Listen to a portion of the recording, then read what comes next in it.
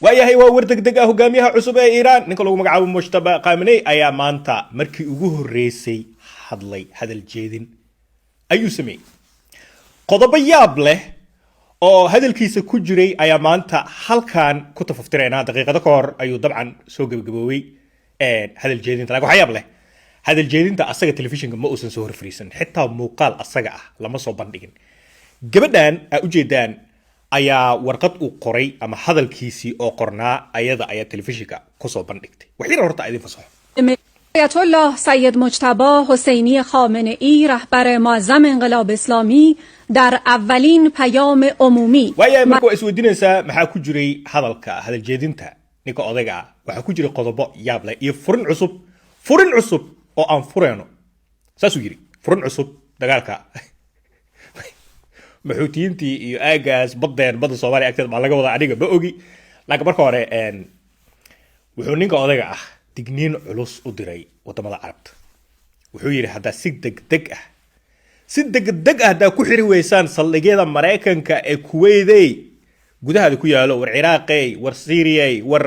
Bahrain war Qatar war Jordan war Imaaraat Carabi war Sacuudiya si degdeg ah ninka amar u bixi amar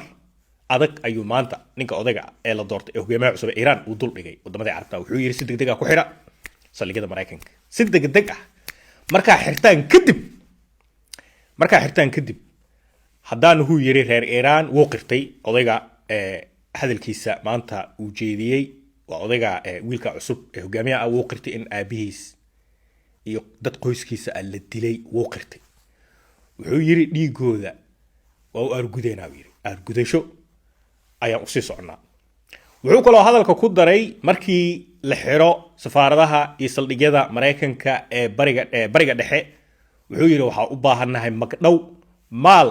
iyo nafba waa u baahanuu yiri maal iyo naf dad badan laga dilay dhiig badan laga daadiyay adduunana laga burburiyay waxa u baahanuu yiri magdhow lacag fara badan arabay ninka amar culus oo dul dhigay dadkii wuxuu leeyahay magdhow waa u baahanaa war iska daaya dagaalku socda laakiin magdhow waa u baahanaa way qodobadaas agaasa Soomaa wuxuu kaloo ku daray hadalka marinkan Hormuz oo dagaalka intuusan bilaawan anaga dhan ee wax aan yani laga gilgishay ee noqonaysay waa hadii la xiree maanta ninka odayga ah waa hogaamiyaha cusub ee Iran wuxuu amar ku bixiyay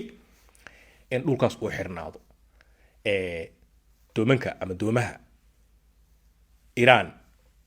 ee quuso iyo gantaalada iyo balaa wax walbaba in la isticmaalo si dhulkaas Hormuz uu u sii xirnaado uu u sii aad quful weyn ugu dhignaado sida ogtihiin saameynta dagaalka ama aan dhex xirnaashaha Hormuz jaabo adduunka dhanaa laga dareemay sicirkiya kor u kacay shidaalkiya kacay meel uusan maanta mudaharaad ka soconin ma jirto London mudaharaad ka socdo New York mudaharaad ka socdo war wixii hawada galeen ninka odayga markuu wuxuu leeyahay faa'iido weyn ugu jirto meeshaas ha sii xirnaato ciidamada Iran ayuu amar degdeg ah ku siiyay in meeshaas ay xirnaato wuxuu kale oo uu yiri hal meel waa inay uga soo wada jeesan amar uu bixiyay amarka uu siiyay ciidamada Iran waliba qoladan IRGC oo asaga ka tirsanaan jiray ayaa waxay tahay in dagaalka meesha laga sii wado si joogtay qacdaha si socoto furintan cusub uu sheegayana dabcan nooma uusan farmooqin laakiin wuxuu yiri furimo cusub oo fiir qaybta xasaasi waa wuxuu yiri furimo cusub ama aag cusub oo dagaalka ah oo cadowga uusan ku xooganin aniga waa yaabay Djibouti ma laga wadaa maadaama saldhiga Mareykanka ee Djibouti gantaalo far badan iyo difaac uusan yaalin waxa isri ma meeshaas ka wadaa furmo cusub waxa kaaga daran hadal jeedinta maanta inta ay socotay waa inta markay gabadha akhrineysay hadalkiisa waxa la soo diray gantaalo cruise missiles alaabaha gantaalada kale ay ku sii dhex jireen waqti hadarkan marka uu hadalkiisa soo gabagaboobay gabadh ay jeedisay hadalkiisa waxaa socdo duqeymo aad u culus Dubai ha dhihin Doha ha dhihin Bahrain adiga waa Kuwait ilaa Israel way ku socotaa baash waxa kaloo uu bogaadiyay dadka asaga ka garab dagaalamaya wuxuu ka wadaa Hezbollah qoladan hadda gaar ahaan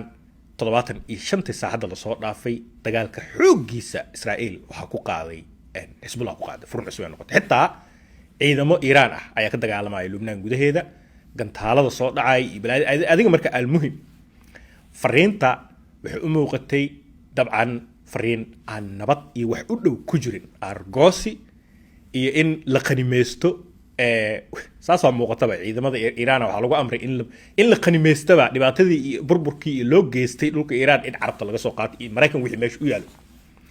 iyo in si degdeg ah amar loo duldhigay carabtii in saldhigyadan la xiro iyo furinkan cusub ee furmaayo horta intaas ayaa khudbada maanta u jeediyay ugu weyneed uguna yaab badneed dabcan waa ninka ugu sarreeyo hadda iiraan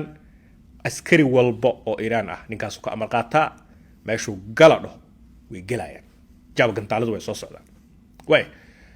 waxaa kaloo muuqato in uusan wax naxariis ah iyo jaxanjax u sameynin una qabin carabta khaliijka ma ogtahay madaxweyne qabaan iiraan iyo wasiir arrimadii markay hadlaan xoogaa jijilaaca laga dareemaya walaaleen aniga inaan weerarna ma rabin laakiin saan isaan waay ninkaan wax nabad ay jaxanjax maanta kama uusan soo yeelin marka sababta gabadha ay u akhrisay qoraalkiisa ama khudbadiisa maxay tahay warar waxaa suuq ku jiro ninka odagaa waa dhaawac taas waa laga yaabaa in kamerada uusan usoo hor istaagin inuu dhaawac yahay waxaase laga yaabaa in telefishin inuu kasoo muuqdo laga yaabo kuwa basaasiinta ah inay bartilmaameedsadaan ama meesha uu joogo ay ogaadaan maadaama telefishinadan iyo waxaan kulli qalab waxaa ku dhex jiro lagu taraagaraynaya mogta marka warqadaas u dhiibay wuxuu yidhi hadalkaas ii akhri warka ma idiin soo gabgabeeya ninka odayga wuxuu ku dhawaaqay dagaal sii soconaya oo aan dhammaanaynin ilaa wax ay qanimaystaan ilaa dhiigga aabihiis iyo hooyadiis iyo walaalihiis iyo uu daadiyo ninka odaygaa ma soo jeesan inuu leeyahay maska hala cuno horea loo sii socdo warkii oo dhammaystiran